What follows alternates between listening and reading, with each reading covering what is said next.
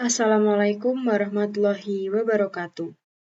Perkenalkan, nama saya Salsabila Putri Syafira Gunawan dengan NIM 2022 10110311359. Di sini, saya akan menjelaskan mengenai hubungan sistem pemasyarakatan dengan tujuan pemidanaan menurut Kitab Undang-Undang Hukum Pidana Nasional.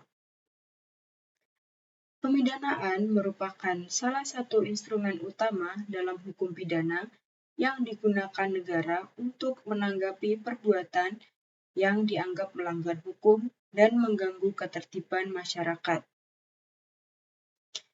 Melalui pemidanaan, negara tidak hanya memberikan reaksi atas tindak pidana yang telah terjadi, tetapi juga berusaha mengarahkan perilaku warga negara agar sesuai dengan norma hukum yang berlaku.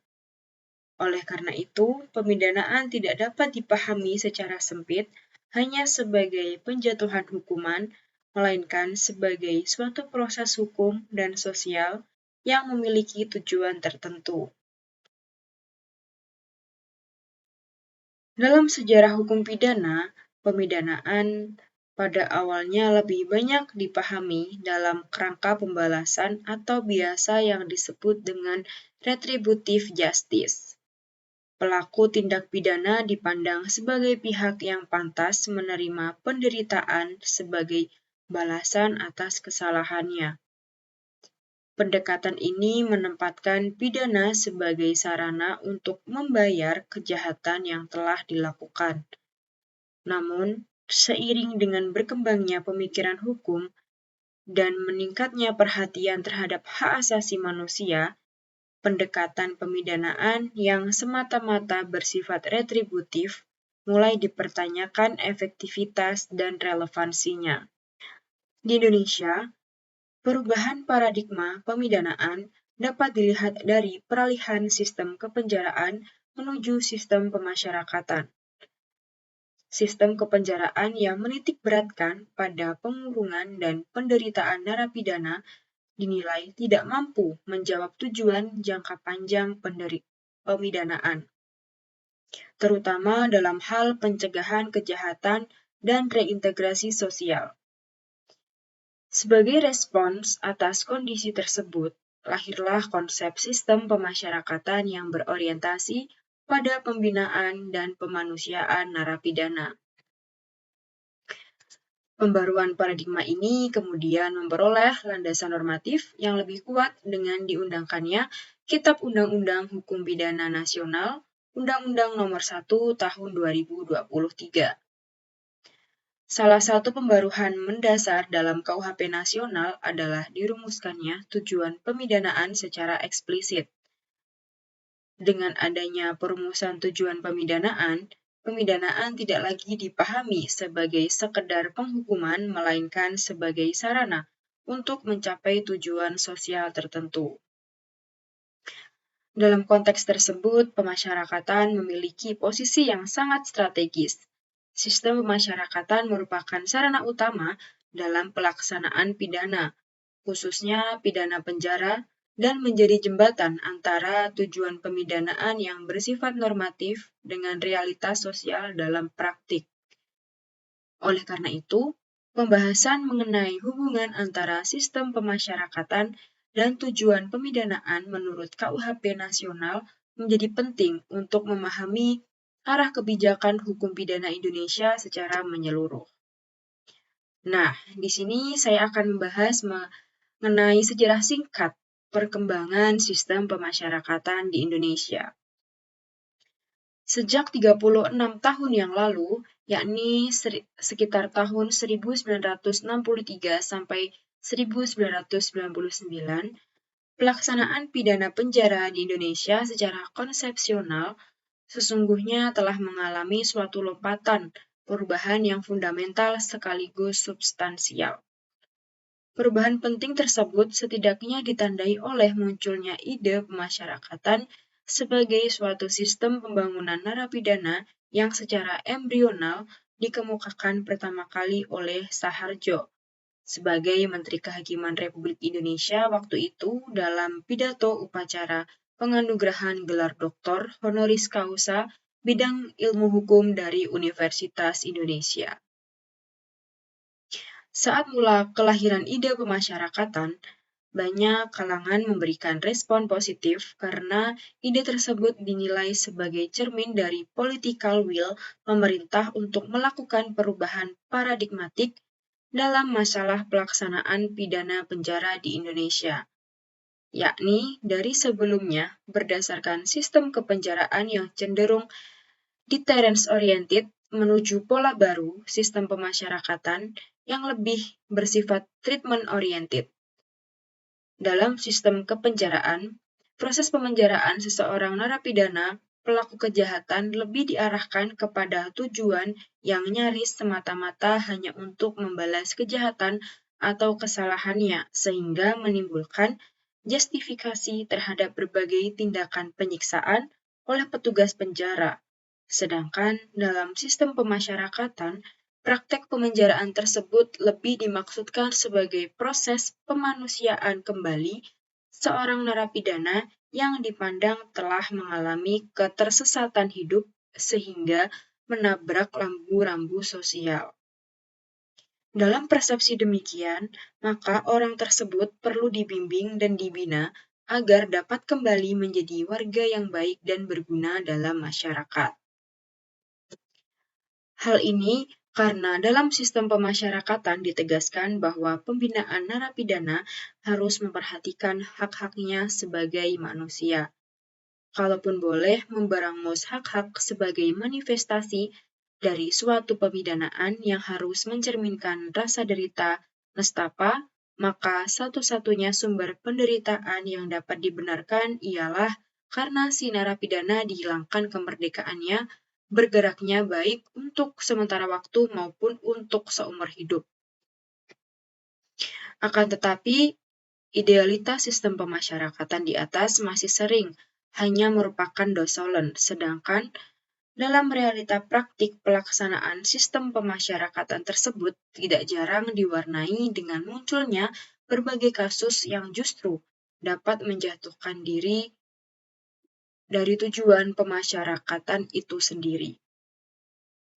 Misalnya, terjadi kasus penyiksaan oleh petugas lembaga pemasyarakatan terhadap narapidana yang biasanya diatasnamakan sebagai hukuman disiplin. Kemudian, kasus-kasus pelarian narapidana dari lembaga pemasyarakatan yang membuat resah masyarakat. Kasus-kasus kerusuhan yang bersumber dari melembaganya kultur kekerasan di dalam lembaga pemasyarakatan yang terjadi antara sesama narapidana maupun antara petugas dengan narapidana atau sebaliknya. Kasus-kasus residivis yang dilakukan oleh para bekas narapidana yang tentu sebelumnya telah mengenyam proses pembinaan di suatu lembaga pemasyarakatan dan lain sebagainya. Kemudian, pengertian sistem pemasyarakatan. Berdasarkan pasal 1 angka 1 Undang-Undang Nomor 22 Tahun 2022 tentang Pemasyarakatan, sistem pemasyarakatan adalah tatanan mengenai arah dan batas serta cara pembinaan warga binaan pemasyarakatan berdasarkan Pancasila yang dilaksanakan secara terpadu antara pembina, yang dibina, dan masyarakat. Definisi tersebut menunjukkan bahwa sistem pemasyarakatan tidak hanya berfokus pada lembaga pemasyarakatan sebagai tempat menjalani pidana, tetapi juga mencangkup keseluruhan proses pembinaan narapidana sejak awal masuk hingga kembali ke masyarakat. Dengan kata lain, sistem pemasyarakatan merupakan suatu proses sosial yang berkelanjutan. Kemudian, tujuan dan prinsip pemasyarakatan. Tujuan utama sistem pemasyarakatan adalah membentuk warga binaan agar menyadari kesalahannya, memperbaiki diri, dan tidak mengulangi tindak pidana sehingga dapat diterima kembali oleh masyarakat untuk mencapai tujuan tersebut. Sistem pemasyarakatan berlandaskan pada beberapa prinsip, antara lain penghormatan terhadap martabat manusia, pembinaan, dan pembimbingan reintegrasi sosial, perlakuan yang adil, serta partisipasi masyarakat. Prinsip-prinsip ini menegaskan bahwa narapidana tetap dipandang sebagai manusia yang memiliki hak dan potensi untuk berubah meskipun kebebasannya dibatasi oleh negara. Kemudian, dasar hukum tujuan pemidanaan. Salah satu pembaruan paling penting dalam KUHP nasional, Undang-Undang Nomor 1 Tahun 2023 adalah perumusan tujuan pemidanaan secara eksplisit dalam Pasal 51. Pasal tersebut menyatakan bahwa pemidanaan bertujuan untuk, yang pertama, mencegah terjadinya tindak pidana dengan menegakkan norma hukum demi perlindungan masyarakat. Tujuan ini dikenal sebagai fungsi preventif dari pemidanaan. Pemidanaan dimaksudkan untuk mencegah terjadinya kejahatan baik oleh pelaku yang sama maupun oleh masyarakat secara umum. Pencegahan umum atau yang biasa disebut dengan general prevention, hukuman yang dijatuhkan kepada pelaku kejahatan menjadi peringatan bagi masyarakat agar tidak melakukan perbuatan serupa. Dengan adanya sanksi pidana, norma hukum ditegakkan dan masyarakat memahami bahwa pelanggaran hukum akan menimbulkan konsekuensi. Kemudian, pencegahan khusus atau special prevention. Pemidanaan bertujuan mencegah terpidana mengulangi tindak pidana melalui efek jera, pembatasan kebebasan, atau pengawasan. Dengan demikian, pemidanaan berfungsi melindungi masyarakat dan menjaga ketertiban umum melalui penegakan norma hukum. Dan yang kedua, memasyarakatkan terpidana dengan mengadakan pembinaan sehingga menjadi orang yang baik dan berguna. Tujuan ini mencerminkan azas rehabilitasi dan resosialisasi. Pemidanaan tidak hanya bertujuan menghukum, tetapi juga memperbaiki pelaku tindak pidana. Terpidana dibina melalui pendidikan, pelatihan keterampilan, pembinaan mental, moral, dan sosial. Proses pembinaan bertujuan mengubah sikap dan perilaku terpidana agar menyadari kesalahannya serta mampu hidup sesuai dengan nilai dan norma yang berlaku dalam masyarakat. Dengan pembinaannya efektif, terpidana diharapkan dapat kembali ke masyarakat sebagai individu yang produktif, bertanggung jawab, dan tidak mengulangi perbuatannya. Dan yang ketiga, menyelesaikan konflik yang ditimbulkan oleh tindak pidana, memulihkan keseimbangan, dan mendatangkan rasa damai dalam masyarakat.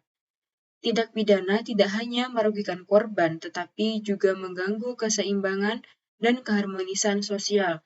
Oleh karena itu, pemidanaan bertujuan untuk memulihkan ketertiban dan keadilan sosial. Pemidanaan menjadi sarana penyelesaian konflik antara pelaku, korban, dan masyarakat. Melalui penegakan hukum, keadilan ditegakkan sehingga masyarakat kembali merasa aman dan tertib. Pendekatan ini sejalan dengan konsep keadilan restoratif yang menekankan pemulihan kerugian korban, pertanggungjawaban pelaku, serta rekonsiliasi sosial. Dengan tercapainya keseimbangan dan rasa damai, kepercayaan masyarakat terhadap hukum dapat terjaga. Kemudian yang keempat, menumbuhkan rasa penyesalan dan membebaskan rasa bersalah pada terpidana. Tujuan ini berkaitan dengan aspek moral dan psikologis pemidanaan. Hukuman diharapkan mampu menyadarkan terpidana atas kesalahan yang telah diperbuatnya. Melalui pemidanaan, terpidana diharapkan menumbuhkan rasa penyesalan yang tulus atas perbuatannya. Dengan menjalani pidana, terpidana dianggap telah mempertanggungjawabkan kesalahannya secara hukum dan moral, sehingga rasa bersalah dapat dilepaskan. Kesadaran dan penyesalan ini menjadi dasar penting bagi perubahan perilaku dan proses reintegrasi sosial. Rumusan ini menunjukkan bahwa pemidanaan dalam KUHP nasional tidak lagi bersifat tunggal, melainkan bersifat plural dan integratif. Kemudian, paradigma retributif dalam regulasi pidana Indonesia. Paradigma retributif dalam regulasi pidana Indonesia Teori retributif menekankan sanksi pidana sebagai bentuk pembalasan setimpal terhadap pelaku kejahatan, dengan tujuan utama memberikan hukuman sesuai kesalahan, bukan sekedar efek jera atau pencegahan. Hukum pidana Indonesia saat ini masih dominan mengadopsi paradigma retributif terlihat dari dominasi pidana penjara sebagai sanksi utama, padahal untuk memenuhi hak korban, pelaku, dan masyarakat sekaligus meningkatkan efektivitas penegakan hukum. Aliran retributif berlandaskan teori non-konsekuensialis, memandang pidana sebagai respon sah atas kesalahan pelaku sebagaimana dikemukakan dengan sanksi yang setimpal pada perbuatan. Pada era klasik, hukum pidana semata-mata berfungsi sebagai alat balas dendam berlandaskan teori retributif yang mengutamakan efek jera tanpa memberikan kesempatan rehabilitasi kepada pelaku. KUHP Indonesia berasal dari hukum kolonial Belanda yang disahkan melalui Keputusan Raja Nomor 33 Tahun 1915 dan berlaku sejak 1 Januari 1918. Pasca kemerdekaan, WVSNC diadopsi sebagai KUHP melalui Undang-Undang Nomor 1 Tahun 1946, lalu dikukuhkan sebagai hukum nasional oleh Undang-Undang Nomor 73 Tahun 1958. Evolusi ini mengubah KUHP dari instrumen kolonial yang bersifat menghukum menjadi dasar hukum pidana modern Indonesia. Keadilan retributif memposisikan pidana semata-mata sebagai pembalasan atas pelanggaran norma, sehingga dalam praktik peradilan pidana Indonesia, sanksi dilihat bahwa sebagai konsekuensi merugikan dari tindak kejahatan tanpa mempertimbangkan rehabilitasi. Kerangka hukum Indonesia menunjukkan adanya ketegangan antara paradigma retributif peninggalan kolonial yang tercermin dalam KUHP 1946 seperti pasal 10 pidana penjara dan pasal 11 pidana mati dengan prinsip reintegrasi sosial yang lebih progresif. Pidana penjara di Indonesia warisan hukum kolonial Belanda yang punitif dan represif akibat pengaruh teori retributif mendasarkan pemberian hukuman semata-mata pada pelaku sebagai pembalasan yang dianggap adil atas kejahatannya. Penegakan hukum lebih memprioritaskan teori retributif menggunakan sanksi pidana sebagai langkah utama untuk memberikan efek jera dan mencegah pelaku kejahatan mengulangi perbuatannya. Retributif kerap menimbulkan siklus permusuhan dan stigma, menghambat reintegrasi sosial mantan napi, dan malah meningkatkan resiko kembalinya mereka ke kejahatan. Sistem peradilan pidana anak misalnya mengadopsi keadilan restoratif melalui Undang-Undang Nomor 11 Tahun 2012 tentang sistem peradilan pidana anak, namun masih dipengaruhi oleh yang bersumber dari KUHP tahun 1946. Paradigma retributif penjara tidak hanya menghukum pelaku, tapi juga mereduksi kemanusiaan mereka melalui dehumanisasi, mengubah narapidana menjadi sekedar objek disiplin, dan menghambat reintegrasi sosial. Sistem hukum dan pemasyarakatan di Indonesia dinilai belum efektif dalam rehabilitasi serta mengembalikan narapidana ke masyarakat karena masih kuat dipengaruhi pola pikir pembalasan retributif dari masa kolonial yang justru menghambat pemulihan dan membuat narapidana lebih rentan kembali berbuat jahat. Kemudian, kedua, paradigma reintegrasi sosial dalam regulasi pidana Indonesia. Paradigma pemidanaan di Indonesia mengalami pergeseran fundamental dari keadilan retributif menuju reintegrasi sosial. Konsep pemasyarakatan yang digagas Saharjo menekankan perlindungan masyarakat sekaligus pembinaan narapidana agar mampu kembali hidup mandiri dan bertanggung jawab di tengah masyarakat.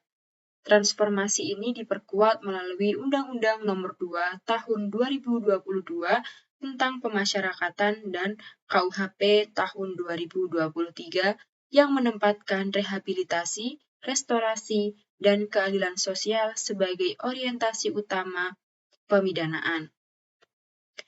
Sistem pemasyarakatan kini diposisikan sebagai bagian integral dari sistem peradilan pidana terpadu dengan fokus pada pembinaan, pembimbingan, dan pengawasan berbasis komunitas. Peran lembaga pemasyarakatan dan balai pemasyarakatan atau BAPAS diperluas untuk mendukung reintegrasi sosial melalui pendidikan, pelatihan keterampilan, serta pendampingan psikososial guna mencegah residivisme.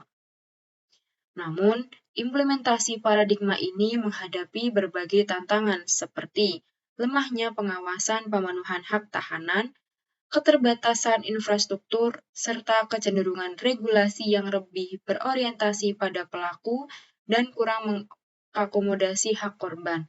Meskipun KUHP 2023 berupaya menyeimbangkan pendekatan retributif dan rehabilitatif, unsur pembalasan masih menjadi kerangka struktural hukum pidana. Secara keseluruhan, reformasi pemasyarakatan Indonesia mencerminkan upaya kultural dan normatif untuk membangun sistem pemidanaan yang humanis, berkelanjutan, dan berorientasi pemulihan. Keberhasilan reintegrasi sosial sangat bergantung pada sinergi penegakan hukum, partisipasi masyarakat, perlindungan hak korban, serta dukungan kelembagaan yang efektif dan transparan. Kemudian, sistem pemasyarakatan sebagai sarana implementatif tujuan pemidanaan. Hubungan antara sistem pemasyarakatan dan tujuan pemidanaan bersifat fungsional dan saling melengkapi. Tujuan pemidanaan yang dirumuskan dalam KUHP nasional bersifat normatif dan abstrak sehingga memerlukan sistem pelaksanaan yang konkret. Sistem pemasyarakatan berfungsi sebagai instrumen utama untuk menerjemahkan tujuan tersebut ke dalam praktik. Tujuan pemidanaan untuk memasyarakatkan terpidana secara langsung diwujudkan melalui sistem pemasyarakatan. Putusan hakim hanya menentukan pidana yang dijatuhkan, sedangkan proses pembinaan yang menentukan keberhasilan pemidanaan berlangsung dalam lembaga pemasyarakatan. Kemudian pencegahan kejahatan dan perlindungan masyarakat. Sistem pemasyarakatan memiliki peran penting dalam mewujudkan pencegahan khusus. Melalui pembinaan kepribadian dan kemandirian, narapidana diharapkan tidak mengulangi tindak pidana setelah bebas. Dengan demikian, sistem pemasyarakatan memberikan perlindungan masyarakat dalam jangka panjang. Kemudian, reintegrasi sosial dan pemulihan keseimbangan melalui program asimilasi, pembebasan bersyarat, dan pembimbingan kemasyarakatan. Sistem pemasyarakatan mempersiapkan narapidana untuk kembali ke masyarakat. Proses ini bertujuan memulihkan hubungan sosial yang terganggu akibat tindak pidana dan sejalan dengan tujuan pemidanaan untuk menciptakan rasa damai dalam masyarakat.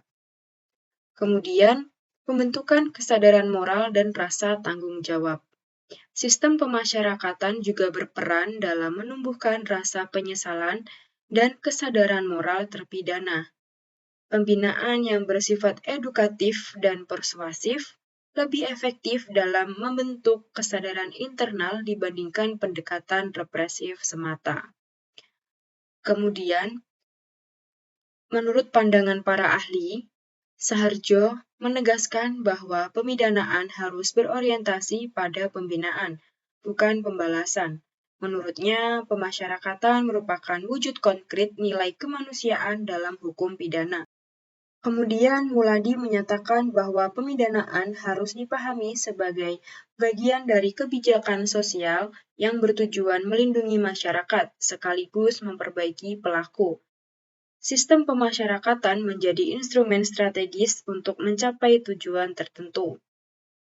Kemudian, Bardanawawi Arif berpendapat bahwa pemidanaan modern harus berorientasi pada keseimbangan antara kepentingan individu dan masyarakat. Sistem pemasyarakatan mencerminkan pendekatan tersebut karena menempatkan narapidana sebagai subjek pembinaan. Kemudian, tantangan dan permasalahan dalam implementasi sistem pemasyarakatan. Secara umum, prinsip pemasyarakatan di Indonesia telah mengadopsi pendekatan penologi modern, meski implementasinya belum terlaksana secara menyeluruh. KUHP 2023 mengintegrasikan retributif dan rehabilitatif, memberi ruang bagi hakim untuk pencegahan dan pemulihan, namun harmonisasi norma dan budaya penegakan hukum masih krusial karena elemen retributif tetap ada. Undang-Undang Nomor 12 Tahun 1995 tentang pemasyarakatan selanjutnya disebut dengan Undang-Undang Nomor 12 Tahun 1995 mengenalkan pembinaan. Namun, Undang-Undang Nomor 22 Tahun 2022 lebih progresif menekankan reintegrasi sosial. Sementara Undang-Undang Nomor 1 Tahun 1946 tentang Kitab Undang-Undang Hukum Pidana yang selanjutnya disebut dengan KUHP 1946 yang berlaku masih mengandung prinsip retributif sehingga menciptakan dualisme norma antara upaya memanusiakan narapidana dan logika penghukuman konvensional dalam sistem peradilan pidana. Hingga 1 Mei 2025 mencatat populasi penghuni rutan dan lapas di Indonesia sebanyak 275.113 orang, setara 189% dari kapasitas 145.747 orang, menandakan tingkat overcrowding yang sangat tinggi. Overcrowding di Indonesia akibat kebijakan pidana yang tidak restoratif menimbulkan masalah hak asasi manusia, kesehatan, dan kekerasan di lembaga pemasyarakatan sehingga perlu diatasi dengan kebijakan non-penjara seperti pembinaan berbasis masyarakat dan penjara terbuka yang menekankan rehabilitasi, reintegrasi sosial, serta pelatihan keterampilan. Overkapasitas lapas menciptakan beban kerja berlebih dan tekanan tinggi bagi petugas dalam mengawasi narapidana yang melebihi kapasitas, mengakibatkan kelelahan, stres, pengawasan kurang efektif akibat rasio petugas, dan narapidana tidak seimbang, sehingga mengancam keamanan dan keselamatan seluruh pihak di dalam pemasyarakatan.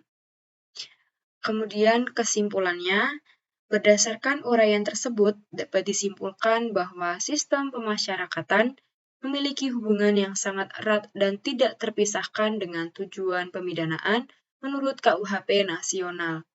Sistem pemasyarakatan merupakan sarana utama untuk mewujudkan pemidanaan yang berorientasi pada pembinaan, perlindungan masyarakat, dan pemulihan keseimbangan sosial. Oleh karena itu, penguatan sistem pemasyarakatan merupakan prasyarat penting dalam mewujudkan sistem pemidanaan nasional yang humanis dan berkeadilan. Sekian yang dapat saya sampaikan. Apabila ada kurang lebihnya, saya mohon maaf. Wassalamualaikum warahmatullahi wabarakatuh. Terima kasih.